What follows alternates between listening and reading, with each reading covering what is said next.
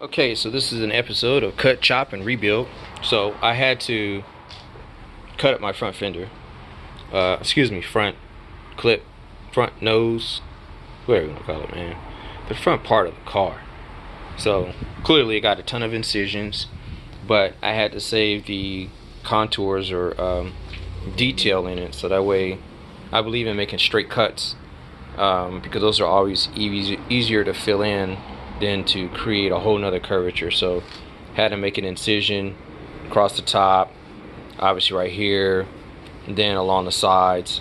So with those 3 incisions, it allows me now to raise the car, what I do, I think 5 inches. It's 5 inches now, but at the same time I think I might have to raise it more, regretfully enough, because I haven't lowered it yet. I've made a decision at this point. I'm gonna probably do, not probably, I'm gonna do coilovers, but it's just a matter of time to get them. So that slows down the project dramatically because I didn't budget for that at all.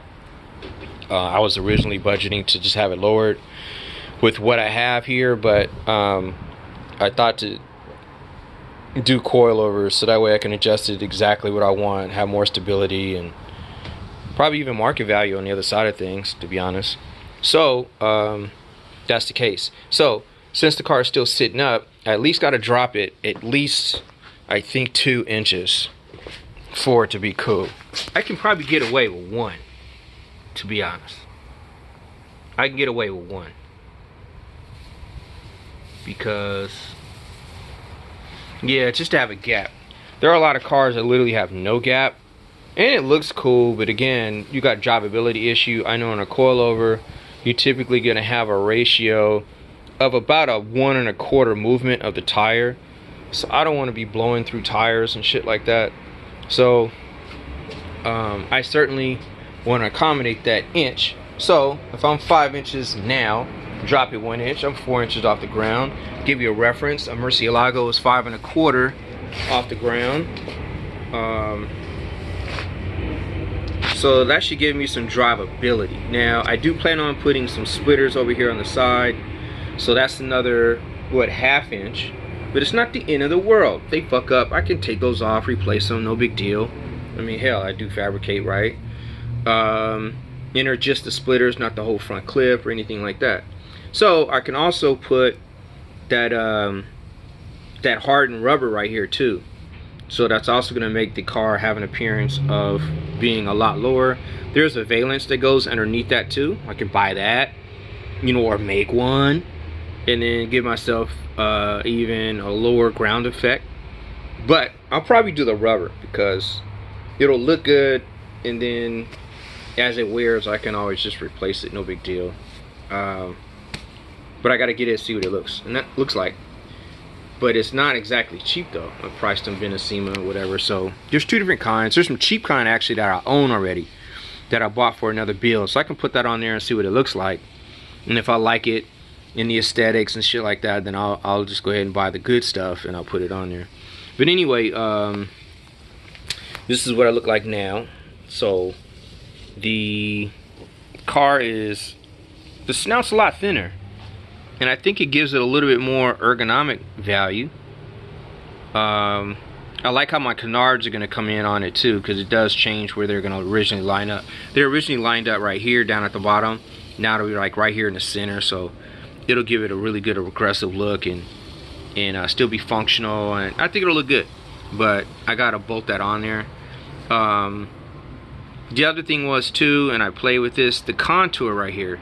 The contour on a 964, 930, it basically comes down off the slant and then it comes out straight, and then you have the bumper. So I wanted to complete that contour from the hood so that it is a nice and neat slope. I'll show you what that looks like. Oh, I'm locked up, man.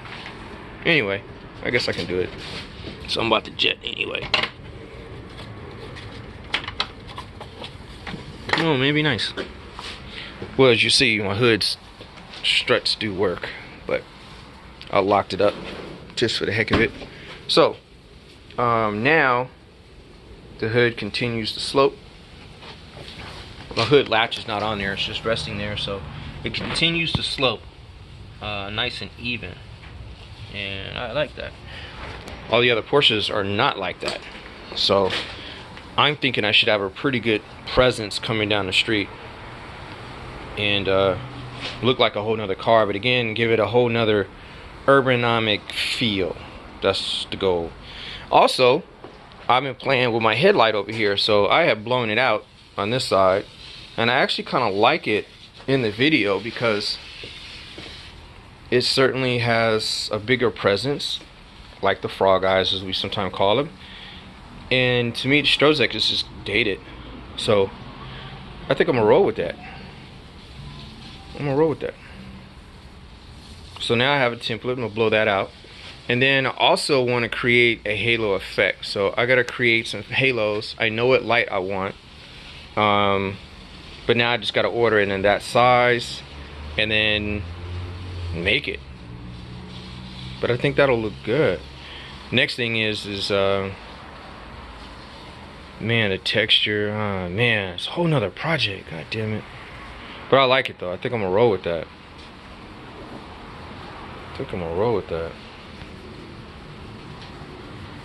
Okay, so that ends today. I originally planned on getting my gauges going today, but I got caught up. I ain't no electrician, but I gotta get a manual so that way I can figure out color codes, and then I can get back in the game. But anyway, that concludes this video. In this project, I just got to say, you know, when you're doing something of this magnitude, if something is not going your way on another end of the car, then jump on something else, because there's plenty to do. So basically, just pick up a tool or use it, and then start accomplishing some shit, because you got to understand, everything needs to be touched at some point anyway. So you might as well get down and do whatever you picked up the tool to do, and you'll always have something progressing on your project. Alright, need my template because I gotta make that later. That's it. That's all, folks.